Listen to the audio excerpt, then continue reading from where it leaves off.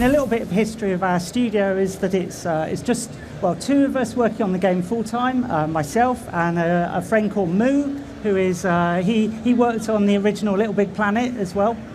And we've set this thing up so that we can make something kind of very small and charming, all about art and heart, and you know all the art kind of and good. Heart. Yeah, exactly. That's a great motto I mean, to I was previously leading Tearaway at Media Molecules, so certain people that have played this game, they're like, "Have you played this game called Tearaway? It reminds me a little bit of it." But you know, it's a very different art style, very very charming, I think.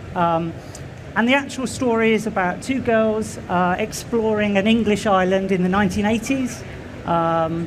They are trying to find a legendary lost treasure, but a lot of the game is about their friendship and about sort of exploring and like moving away from like the adult world and kind of like exploring and just kind of learning about their surroundings. I've made a friend. You have? Goose. Yes. You're a bad so it's not just about our two girls. We've got Demelza with the red head and Nessa, who's got the dark hair there. So, they've Holly, also got a goose. I'm playing as the redhead, Holly. We've done this what's wrong. going on? I love the little animations when you get back on the bike.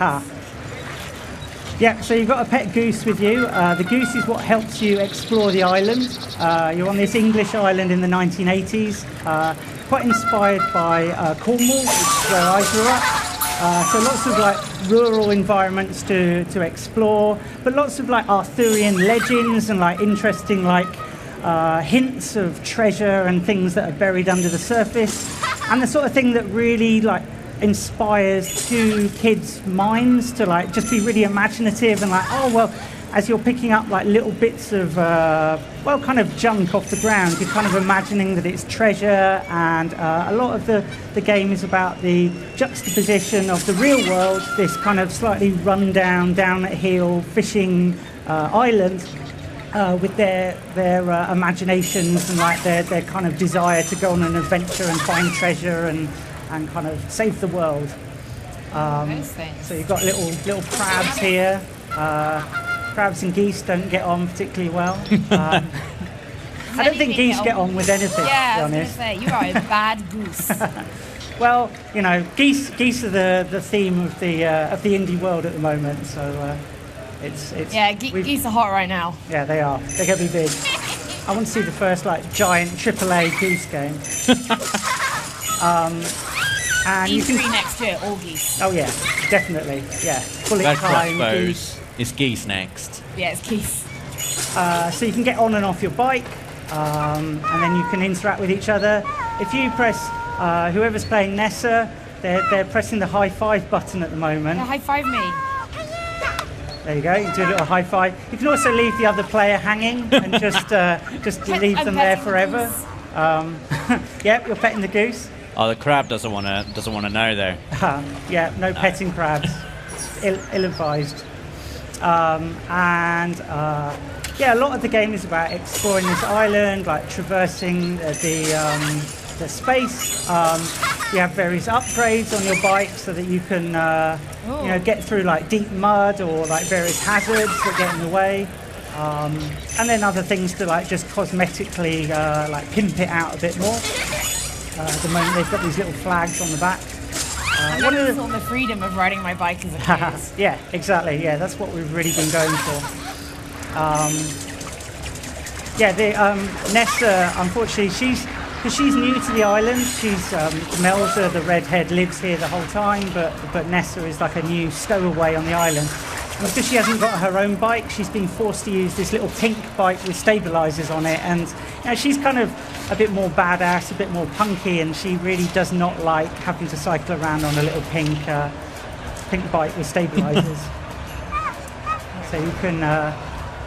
you're stuck in the mud? No, you're all good. So you can roll through that gap. And you see there's like various things like being added onto the environment as well. The way that this is just a scrapyard. So that's like their imagination. Exactly, yeah. Projected onto their environment. Exactly. So that's beautiful. They're looking for some clue to find this treasure. They're breaking into this scrapyard to try and move further on with that goal. But as they're in here, they're kind of imagining a whole bunch of other stuff. This wizard's crane, tower. they're imagining it's a wizard's tower and it's got magical powers. The magical powers are more like sort of magnets rather than magic itself. So if you use the triangle button on that, you can activate it, and then you can move the crane around. There's like a buoy down at the bottom, which you know, metal, magnets, it's all there. Full physics simulation. And you might be able to drop that down. You release. There you go. All the seagulls that are off screen have been quite agitated by that. Yeah, I've gone. There's kind of quite a lot of poop in this game. We've just recently added the ability for your goose to poop. So when you feed it, you know, it goes on today. Attention to detail. Exactly. We've got the whole digestive system all accurately modelled, so you can. Poop will come out. Whoa. Submarine.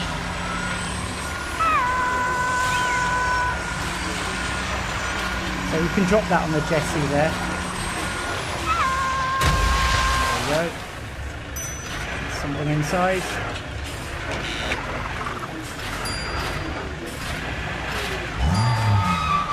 Okay.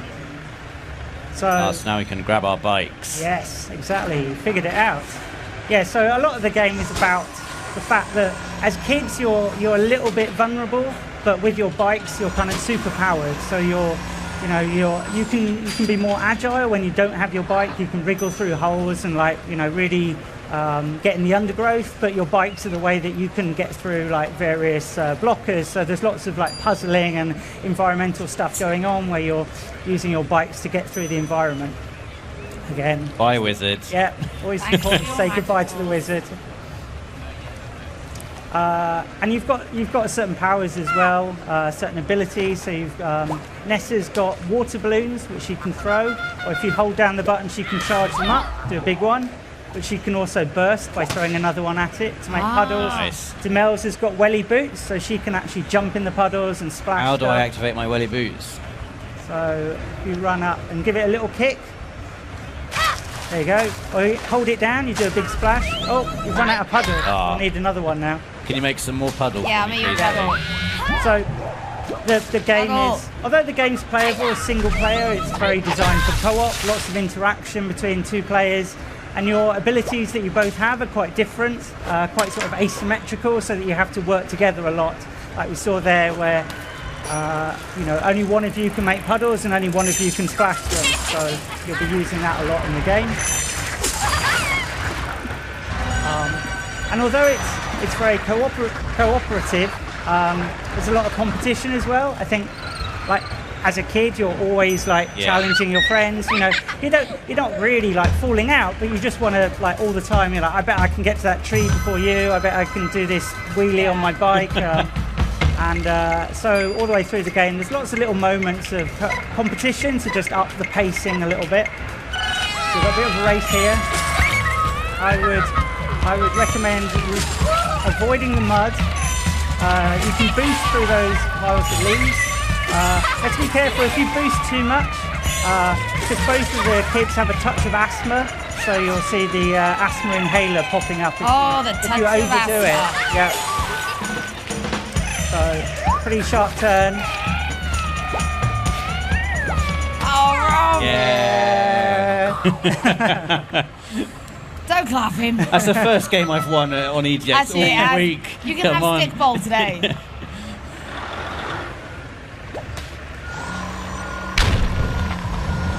Well, I know what we're spelling here. Huh? I know what we're spelling here. I don't get it. It's like a floor master. So we've got combat in the game as well. Again, it's all about using like very improvised, like childlike attacks. So you've got the water balloons, you've got frisbees. What are you doing? Just playing around.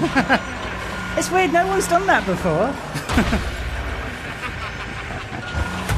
Do you think there should be a trophy for that? Yes. Yes. Yeah, there should be a trophy for that.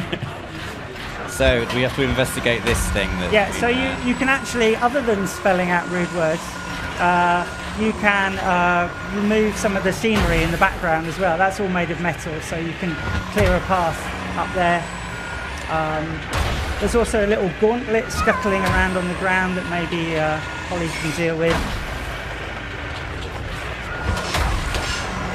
Throw some water balloons at it.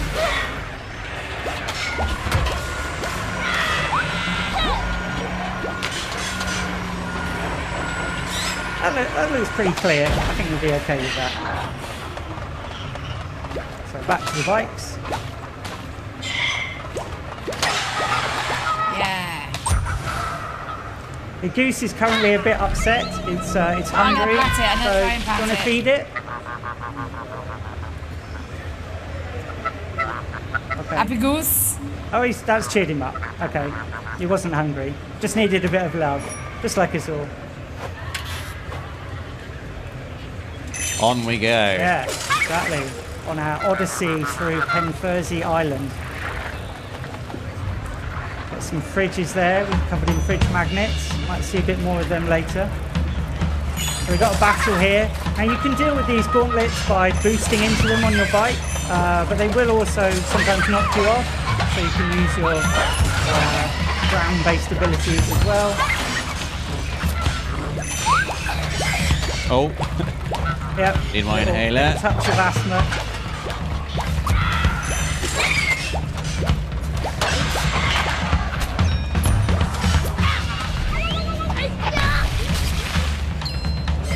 There's one lurking in the bushes somewhere.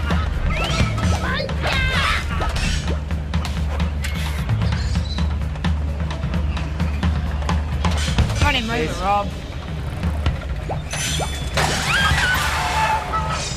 One last one.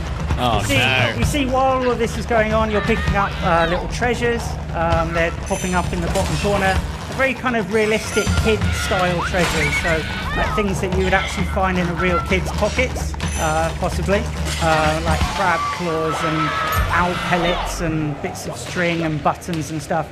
And when you actually go and like try and use that currency, you know, you've kind of got to try and convince adults that this currency actually means You're something. leaving me hanging, Holly.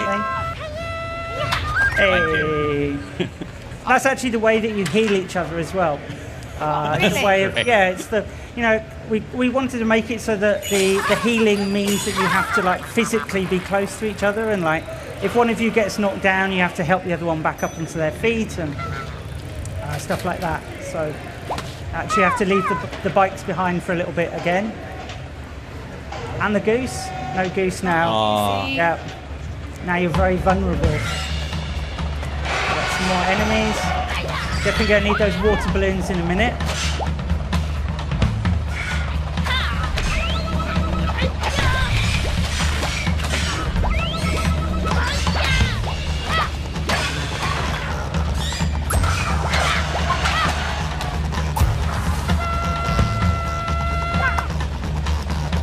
You haven't got any plasters. There's a plaster there that you can pick up, the little pink thing. There you go. Yeah. Now if you high five now, it will work.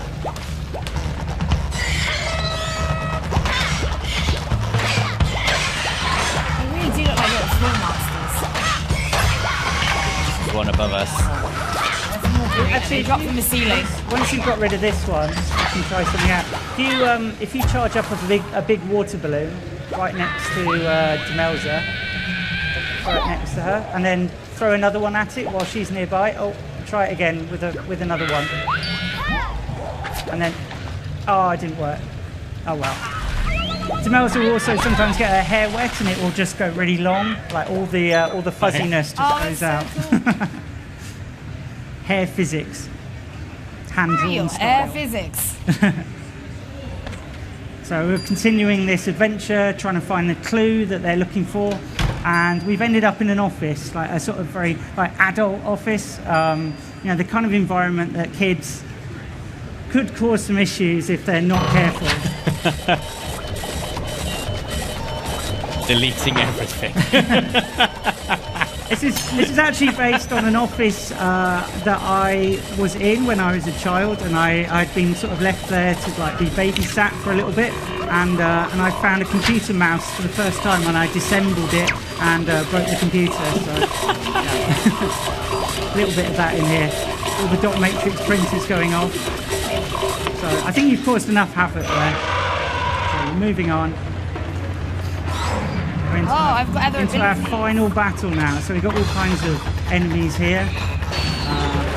All the enemies are based on taking elements of like sort of Arthurian legend, the knights of the title, but then given like a very unique West Country twist. And you've got lots of sort of inanimate objects. You've got like these swords going around attacking I'm you. taking a lot of fire. You've got gauntlets. But as you take them out, you'll notice they turn back into kind of real-world items. So we're playing with like how much is this in their imagination and how much is it real.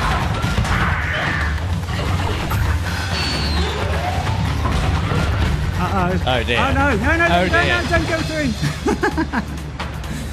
Okay. So Nessa, if you head left. Oh. We got him in. You must have just taken one out. And you see there how the car crusher is turned into a dragon. You know. Oh no, you're. I went through the dragon very sad as well. end. Yeah, so I think Nessa, who's just off screen, there she is. Yeah, I wouldn't recommend going through the car crusher. The dragon. Yeah. The dragon. Yeah. Can you high five me back to life? So you'll just need to get round the back.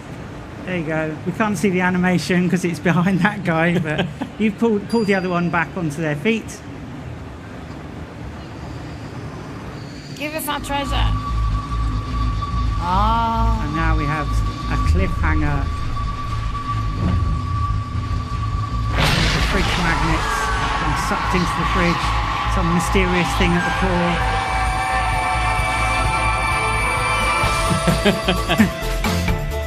Well, that was fantastic. I thought you might like that one. Yeah. That's why I put you down for being on stage with me for it. See some of the wider cast there that you'll be meeting throughout the game.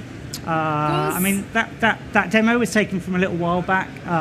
We're in the late stages now, just polishing it up and making sure that the online multiplayer is working really well. So you could play online co-op. Yep. Yay! Yep. Yeah, The exactly. couch or online. Drop Yep, in, drop yeah. out, I assume. Yep, You could yeah, start yeah, a game. yeah, yeah. Rob could join me on PSN, just drop in. Yep, exactly. Then leave, Yep. I'll just carry on playing single player. Perfection. Yep, Exactly what you want to hear. And also, yeah, single player is, obviously there as well. But, it's designed, the game is designed to be about a friendship, so it really feels nice to play it, with a friend. I or love an the enemy. whole the world through the eyes of a child Yeah. aesthetic that you've got going on as well. It's I like that you get it with the adding a lines. sprinkle of magic to the mundane. Yes. It's really Yeah. Well, it was, it's kind of based on this sleepy environment that I grew up in, and I was definitely trying to, do this myself as a kid of like, there must be all this kind of amazing stuff underneath the surface to dig out, and it's really fun that me and Moo and our friend Kenny have been able to get together and make a game out of it. So.